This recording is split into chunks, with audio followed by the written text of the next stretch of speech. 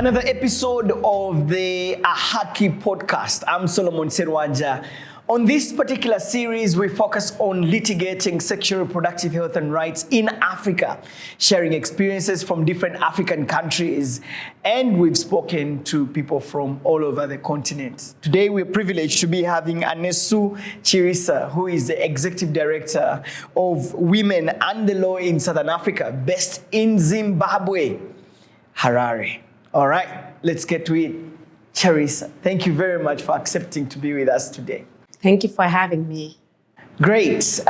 Zimbabwe, quite a country to look at and focus on in Africa. It's good to hear from you. Let's start off with, describe for us the legal and policy framework around, issues of sexual reproductive health and rights. Okay, thank you. Probably if I step back and give a perspective of how Zimbabwe as a country is like in terms of values, beliefs and norms. Zimbabwe is a very religious and tradition-driven country in that it shows that the definition of what's wrong and right are generally defined in terms of religion, culture and tradition. So when we're speaking of reproductive health justice or rights, it then means that whatever follows, it's also located within those norms, within the set standards, which are religious. And culture. Yes. So the framework of what is right, what is bad, it's mainly fixated in culture and religion. So when we're talking of sexual reproductive health rights, it means that we cannot talk of that from an abstract. What is right, for instance, when we're talking of termination of pregnancy, which is the center of reproductive health rights and justice, it's viewed from a perspective of, is it right? Is it wrong? Is it wrong for you to kill? Is it good enough at cultural level, religious, for you to kill as an individual? And secondly, when we're talking of traditional values, generally women do not have the autonomy over their bodies. You are married into a family, you're supposed then to have decisions made for you within that family that you are married into. So before you think of terminating a pregnancy, you have to consult and get the permission to do so. So it's a larger decision which is done for women by a larger community. So it's really resident within that. But now, coming to the legal, or rather the legislative framework, we have noted that there are several restrictions apart from the religion, apart from the cultural context themselves. Within the legal framework, the starting point is the Constitution of Zimbabwe. We have a fairly recent constitution which was enacted in 2013. We still call it the new constitution. Prior, we had the Lancaster Constitution. So we have celebrated this constitution so much, even as the women movement. It's very elaborate in as far as the human rights framework is concerned. For the first time, rights for women have been clearly elaborated. There's actually a section which provides for elaboration of women's rights, which is celebrated. It also provides for access to reproductive health. It also provides for, yes. Interesting. Indeed. It also provides for rights to economic, social, cultural rights in a more defined way. So that's good. When we go now, the Constitution is supported by different pieces of legislation, which gives effect to the framework of the Constitution. Some of the necessary support framework is not yet in place. Why? Because, like I said, this is a new constitution. The realignment process has started. It's still ongoing. In other areas, it has been neglected. So for women to access certain rights that are spelled out in the Constitution, there is need for deliberate re-looking at some of the pieces of legislation, readjusting some pieces of legislation which predates the Constitution. For instance, we talk of the Termination of Pregnancy Act, it's a very archaic piece of legislation. I understand it was enacted around 1977. It criminalizes termination of pregnancy. Termination of pregnancy is only allowed in 2 instances, that is on health medical grounds, where it's believed and certified that continuation of pregnancy would be a risk to the woman who's carrying the pregnancy or to the fetus. And then secondly, on what's termed unlawful sexual intercourse. So the problematic area now is the act is very restrictive. Was that act yes done by the people of Zimbabwe, or it was inherited from the colonial powers? It was. Is it part of the penal code? What is it? Is it, did the Zimbabwean people pass it, or was it just inherited? It was inherited. It's like I said, it's a 1977 act, which it came into act before independence.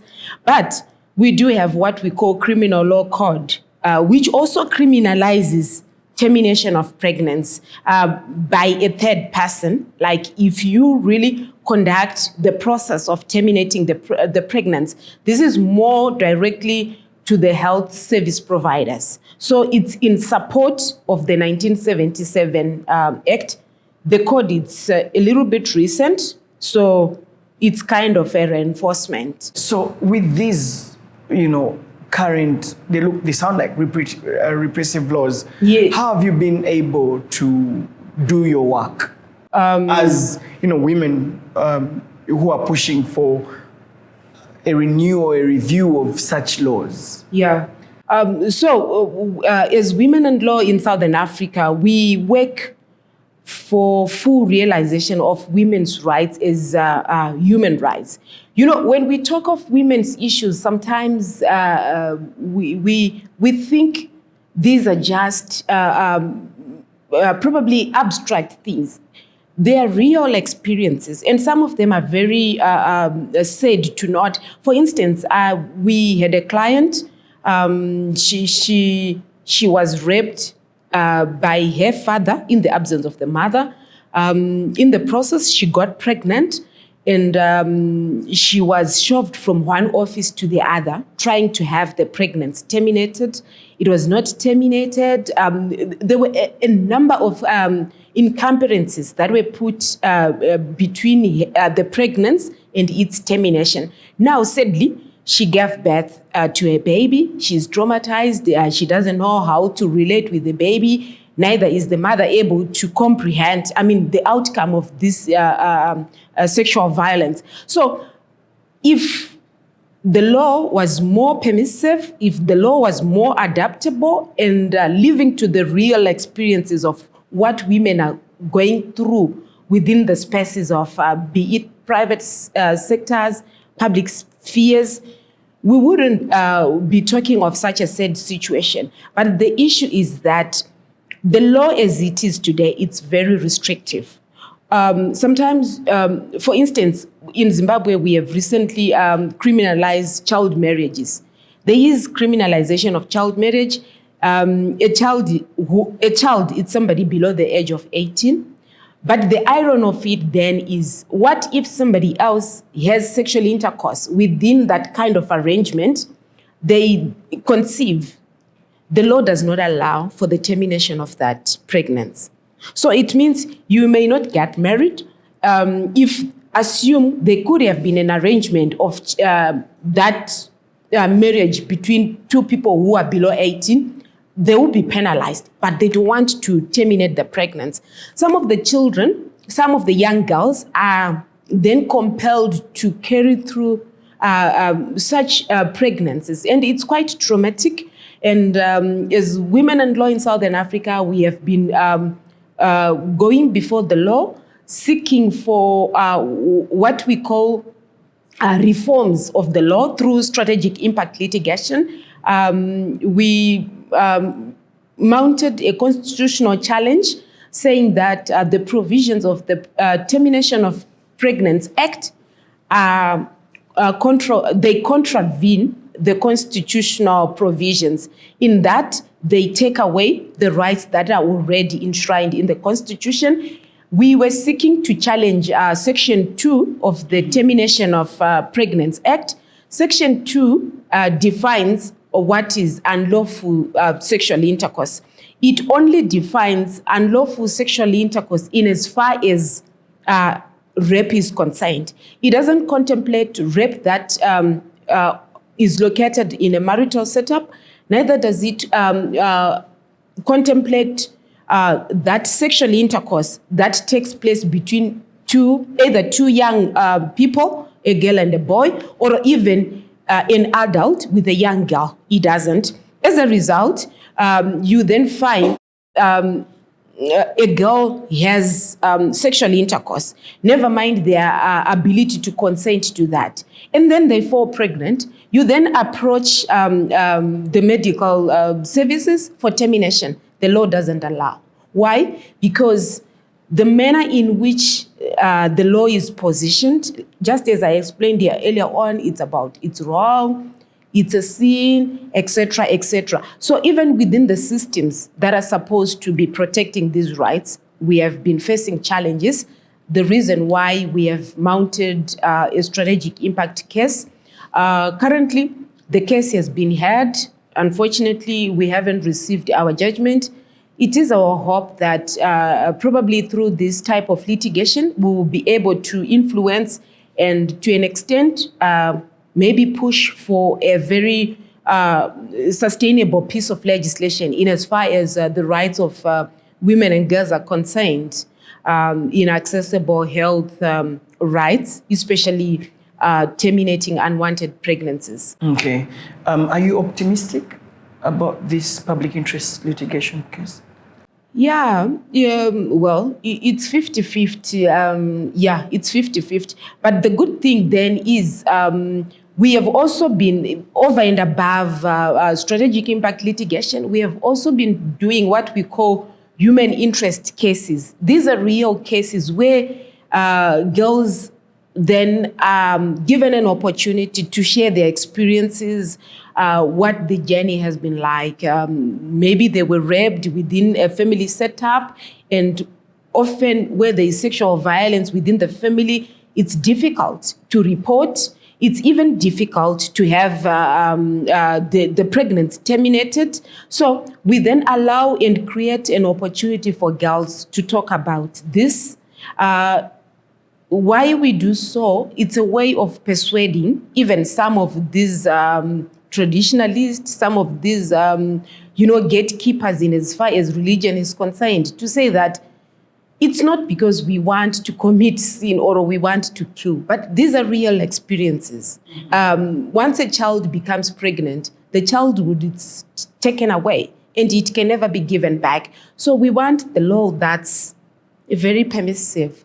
We hope, maybe it will come through, but strategic impact litigation in Zimbabwe has its own challenges, especially around economic, social, cultural rights.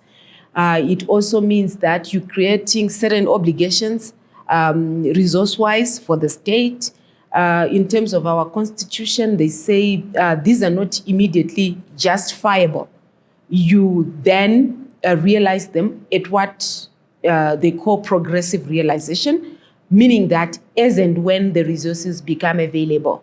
So you can really litigate and get a successful or a positive judgment.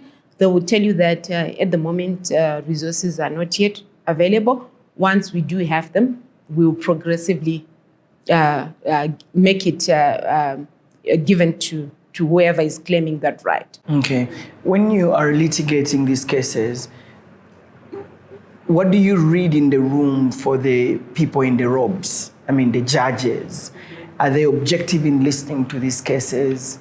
Or do they come also robed in culture and religion, like you mentioned? Do you feel that there's openness towards discussing and presenting real cases and evidence to the courts, and they listen to them? Yeah, well, we do have judges who are very progressive.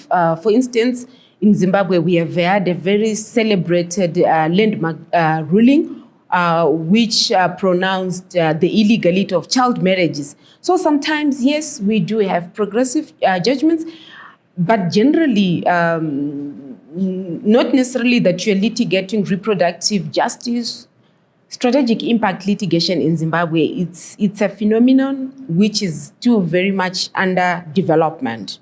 Even as you approach the courts, sometimes there's a lot of skepticism. It takes very long. Sometimes our courts are very technical, like you really need to understand the constitution, you really need to know your procedure, you really need to put your issues on your fingertips. Otherwise, before you even have your matter heard on merits, it's dismissed on technicalities. Even before I joined WLSA, I was working elsewhere within the litigation department, focusing mainly on what we call public interest litigation, strategic impact litigation. And this is a kind of specialized type of litigation where you seeking to push reform beyond the immediate litigant. So when you're doing that, this is not just small intervention, it's big. And often within the court itself, there are a lot of skepticism. Sometimes you get your case heard, you don't immediately get the ruling or the judgments delivered as and when you would want them. They take fairly long, and also the skill, it's not immediately or rather widely available. So I would say that the experience, it's a mixed bag. Yeah, it is a mixed bag. And sadly, in as much as we have a new constitution, like I said, which has a very expansive Bill of Rights, the jurisprudence to test and give effect to the advantages which are enshrined in that bill hasn't been tested. So our jurisprudence is still very much developed, such that in as far as economic, social, cultural rights, we are having to rely more on South African cases. In Zimbabwe, we don't have a lot of case authority around economic, social, cultural rights, where reproductive health rights is located. Yeah, and that's a very big challenge when you're litigating such cases. Yes, it is. You have to get, authorities from South Africa, stretch it to East Africa, try to look at, it becomes very difficult. How does this law that you've described to us and the challenges of doing strategic litigation, how does it impact on access to sexual reproductive health and rights services for women in Zimbabwe? So, as I said, the Constitution is 2013. It's giving such rights. But when we're talking of rights, or what they call the typology of rights, there are rights holders and there are duty bearers. So when you're talking of the duty bearers, it then suggests that the state has constitutional obligations which they ought to give to its citizens, like they should protect, promote, and fulfill the rights that are contained therein. So in Zimbabwe, we do have a good constitution. But now, between the constitution and the realization of such rights, there is a big gap. So when you then try to close the gap, you do so through litigation. So when the litigation space is also constricted, restrictive, it then means that we may have a good constitution, but in as far as implementation, reality, lived realities for people to enjoy reproductive justice, sexual reproductive health rights, it remains a pipeline dream. Especially for a lot of women, we're talking of maybe access to healthy care, access to safe and accessible termination of pregnancy services. You're talking of other general sexual reproductive, medical, or health-related care. It remains then a pipeline dream. So in as far as rights pertaining to reproductive justice, sexual reproductive health rights, I think we're still far away from realizing them as women in Zimbabwe. What does the future look like for litigating issues around sexual reproductive health and rights in Zimbabwe amidst all the challenges you've shared? Yeah. Do you have hope?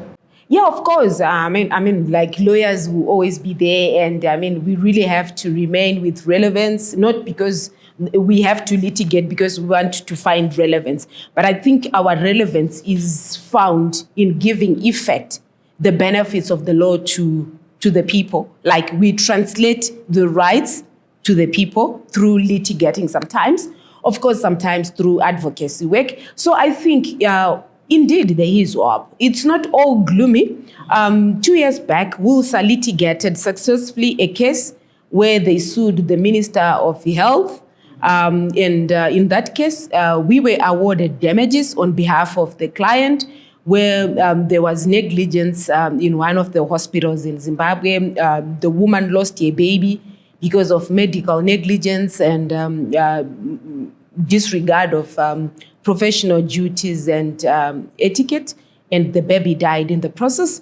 We sued the Minister of Health, and damages were awarded. We think that sometimes, just as I said, we do have the opportunity and chance to make the difference. So it's not all gloomy. Mm-hmm. Yeah, it's possible. There's hope. Yes, indeed, there is. Thank you very much. Isheanesu Chirisa, thank you. Thank you for having me. Wow. I've been speaking with Isheanesu Chirisa, who is the Executive Director of the Women and the Law in Southern Africa, located in Zimbabwe. The great work that they're doing there, as she has said, that there's still hope. Thank you so much for being part of the Ahaki podcast. Catch you next time.